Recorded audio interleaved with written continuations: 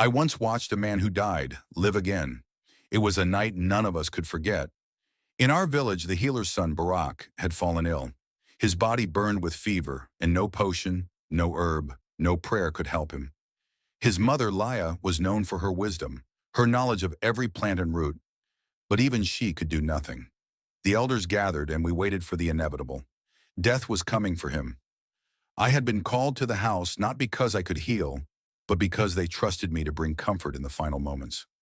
But as I sat in the corner of that dark room, watching the boy's shallow breathing, I could not shake a feeling that something was wrong.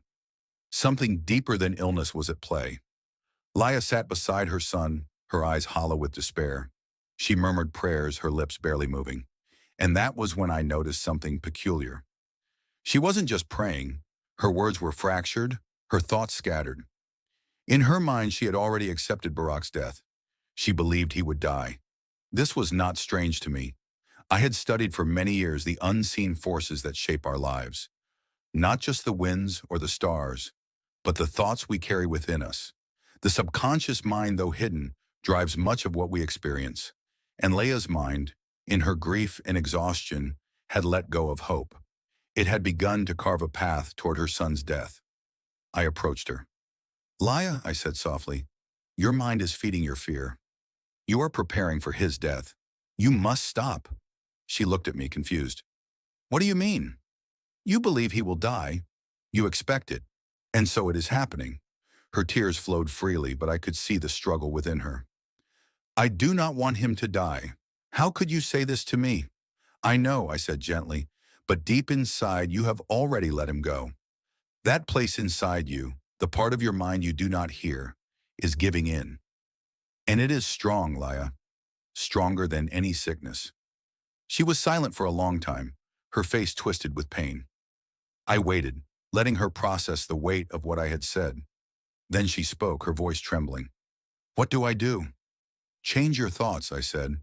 "Not just here," I tapped her forehead, "but in the deepest part of you.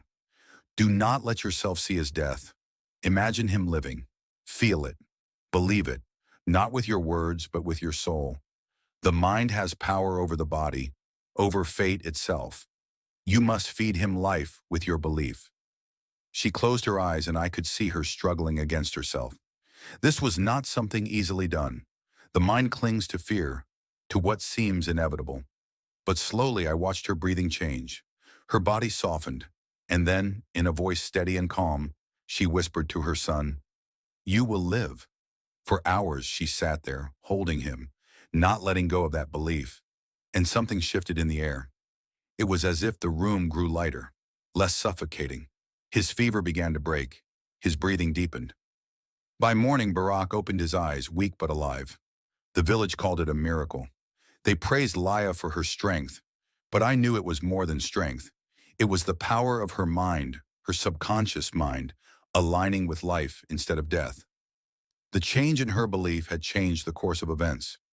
I tell this story not to inspire wonder, but to remind you that what we believe deep inside us matters. It shapes our lives even when we are unaware. The mind is a powerful force, one that can bind us to fear or free us to create new paths. Barak lived because his mother, in the depths of her despair, found the courage to change her thoughts. And in doing so, she changed his destiny.